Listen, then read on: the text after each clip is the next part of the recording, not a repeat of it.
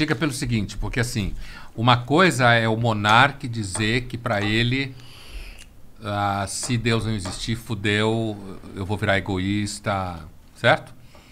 Outra coisa é eu pensar que as pessoas em geral, se não acreditarem em Deus, vão ficar filha da puta. Por que que é outra coisa? Porque tem muita gente que acredita em Deus e é filha da puta.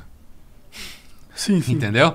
Então, a religião enquanto tal, apesar de que ela tem efeito moral, sem dúvida nenhuma, em alguma medida, de conter comportamentos, botar pessoas numa certa linha e tal, muita gente já mata, ou já matou por religião.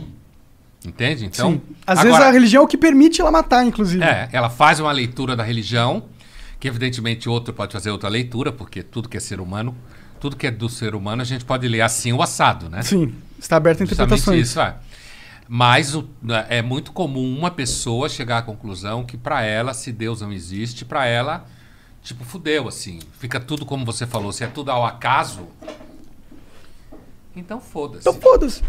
Mas tem muita gente que não acredita em Deus e não sente isso, entendeu? Só puxa um pouquinho o microfone para você. Tem muita gente que não acredita em Deus e não sente isso. Então, mas quando eu não acreditava em Deus, eu também... Eu era uma pessoa boa, tá ligado? Eu não fazia coisas erradas, mesmo não acreditando em Deus. Só que, com o tempo, não era questão de ser bom ou não, na verdade. Era mais a questão de propósito. Era mais a questão de, tipo, ok, por que eu quero? Por que eu vou me esforçar se isso aqui é tudo aleatório? E foda-se. Pra mim, parece um jogo cruel, essa porra. Você me dá a vida na parada aleatória, parece meio cruel. Parece assim, olha esse universo aqui. Você conhece isso desse universo, mas você sabe que você conhece isso. Tipo, eu ainda sei o quanto eu tô perdendo. Eu sei o quão limitado é a minha vida. É cruel essa porra. Não? E aí você põe numa vida... E não é uma vida perfeita, no sentido que você vai poder ter as experiências que você quer. É uma vida cruel também, é uma vida de merda. É uma vida onde que a maioria das pessoas nem chega sei lá, a fazer o que quer. Quem é o pessimista aqui? Continue. Mas é como eu vejo a vida, entendeu? Se ela não tem um propósito, se a gente não tá aqui por algo maior, é só uma brincadeira muito sem graça, muito cruel, e que eu não faço tanta questão de participar. Tá, mas tu sabe que a vasta maioria das pessoas nem presta atenção nessa porra. Com certeza.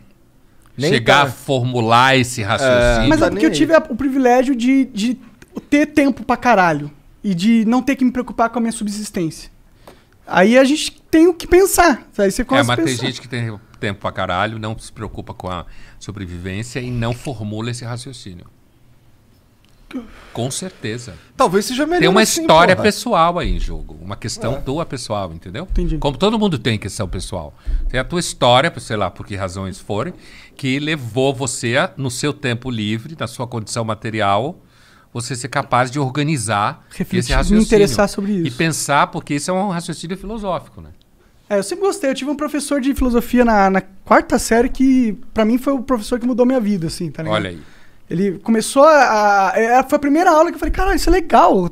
Achei legal pensar sobre isso, tá ligado? Não é números e mais e menos, sei lá. Então, aí isso é uma das razões de você ter acabado formulando esse pensamento no tempo livre, né? Pode crer, pode ser, pode ter nascido ali. Mas o que você acha sobre isso? Você, Pondé, você vê a vida sem Deus uma vida sem regras ou sem propósito? E uma vida com Exu é diferente? Tá fudido agora, hein? Mas Exu é Deus também, tá ligado? Nesse caso. Tá querendo complicar minha vida? Não. Você me chama aqui, me dá comida mexicana, charuto, caralho. Só pra te ficar me fazendo pergunta merda. Então, não, a verdade é que isso que você falou é real. Tipo, eu chego lá no Exu. Vá, fale. Que Deus, Exu, ou Pombagira, ou Oxalá, ou Ogum, todos esses aí estão ocupando ali o espaço de Deus. Não estão? Eles são sistemas religiosos, né? Sim. E como são sistemas religiosos, cumprem a função religiosa. Mas vamos voltar à primeira pergunta dele, depois a gente chega no Exu. Assim... Então, assim como muitas pessoas, eu não sendo religioso, não acreditando em Deus, eu nunca senti que por isso a vida não tinha sentido e que não tinha propósito. Apesar de que o propósito para mim nunca foi uma coisa abstrata. O meu propósito foi: eu quero que ao longo da vida, já que a gente passa a maior parte do tempo trabalhando, que aquilo que eu trabalhe, eu goste. Esse foi o propósito.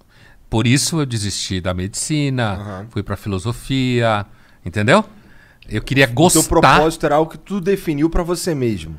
Foi. Não foi algo divinamente Não, dado a não, você. não. E eu sentia que... Mas eu discordo disso que você falou. Trabalhar no que eu não gosto, eu estava vendo já na faculdade, 5 anos, hospital, plantão, todo o jogo da medicina, que hoje é pior ainda em termos comerciais e tal do que já era há, sei lá, 30 anos atrás.